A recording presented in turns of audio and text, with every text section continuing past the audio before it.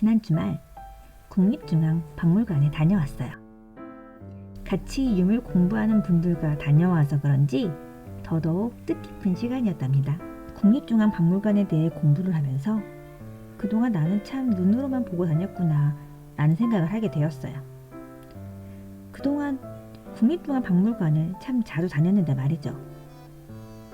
그래서 이번 영상은 국립중앙박물관에 가면 꼭 봐야 할 유물을 소개해 드리도록 할게요. 자, 따라오세요.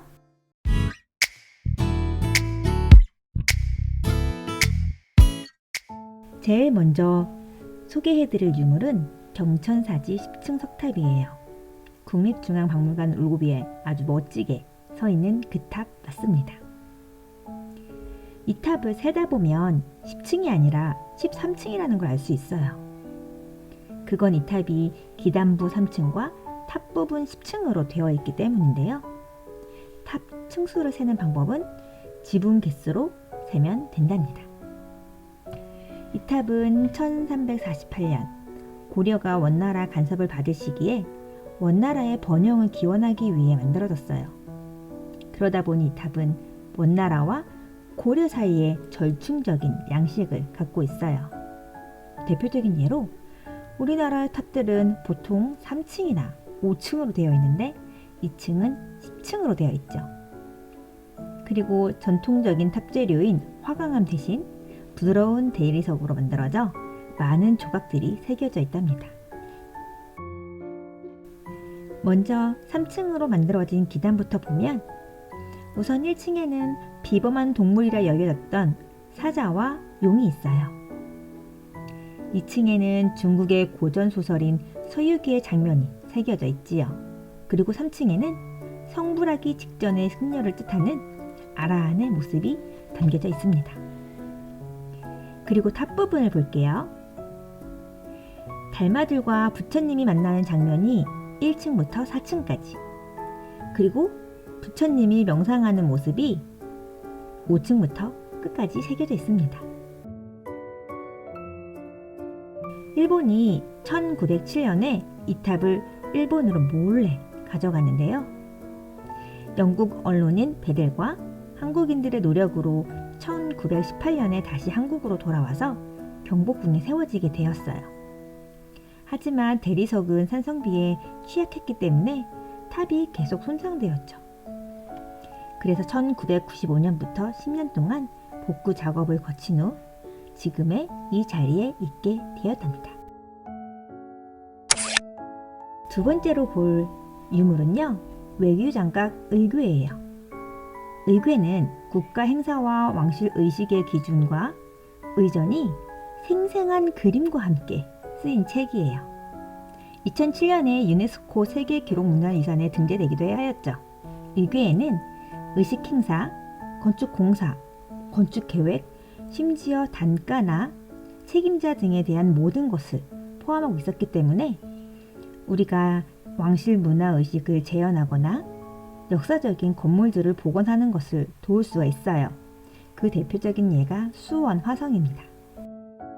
외교 장각에 대한 자세한 이야기는 위 링크를 확인해 주세요.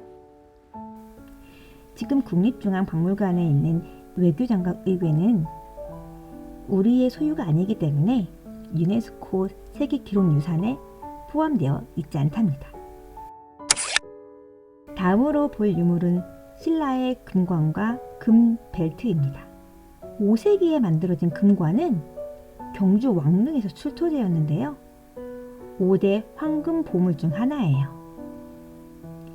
왕관을 잘 보시면 중앙과 양쪽에 3개의 나무가지가 있어요.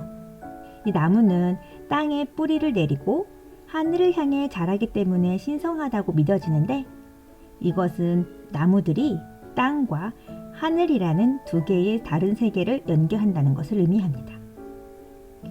뒤쪽에 보시면 사슴뿔 2개가 있어요. 사슴뿔은 자르고 잘라도 계속 자라서 영원한 생명을 의미하죠. 그리고 이 왕관 주변에는 약 100여 개의 구부러진 옥들이 걸려져 있는데요. 이 모양은 뱃속에 있는 태아를 뜻합니다.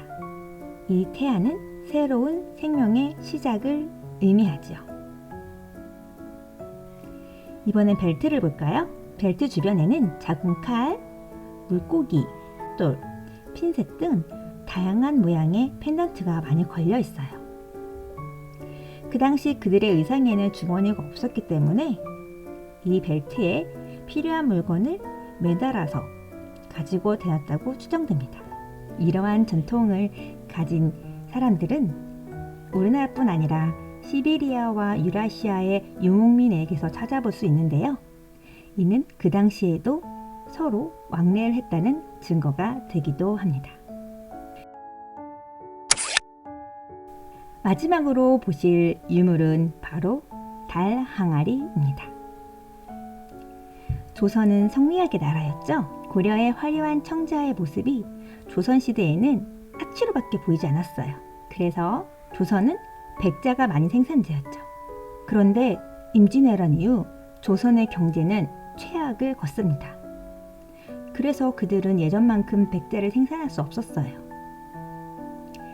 그래서 만들어진 게 바로 이 달 항아리입니다. 달 항아리를 가만히 보시면 백자같이 그런 백옥 같은 하얀색이 아니에요. 어떻게 보면 노란색이 보이기도 하고 회색이 보이기도 하고 갈색이 보이기도 해요. 여러 가지 불순물이 섞였다는 뜻이죠. 그리고 모양도 가만히 보면 비뚤어진 모습을 볼 수 있습니다. 이렇게 동그란 항아리는 달처럼 생겨서 달 항아리라는 이름이 붙었어요. 이렇게 큰 항아리는 한 번에 만들어질 수 없습니다. 그래서 공기 대저처럼 반씩 만든 후 그것을 서로 연결해서 만든 항아리인데요. 그러다 보니 가운데 서로 접합한 부분이 금이 가져 있는 걸 볼 수 있습니다. 많은 사람들은 이 불완전한 모습에 편안함을 느낀다고 해요. 그래서 더 유명해졌고 한국 최초의 추상화가 김환기의 그림에도 자주 등장해서 더더욱 유명해졌다고 합니다. 오늘은 여기까지입니다. 이 4가지 유물에 대해서는 이제 아주 잘 아실 수 있겠죠? 국립중앙박물관에 가시면 다시 한번 꼼꼼히 찾아보시길 바랄게요. 그럼 다음 시간에 만나요.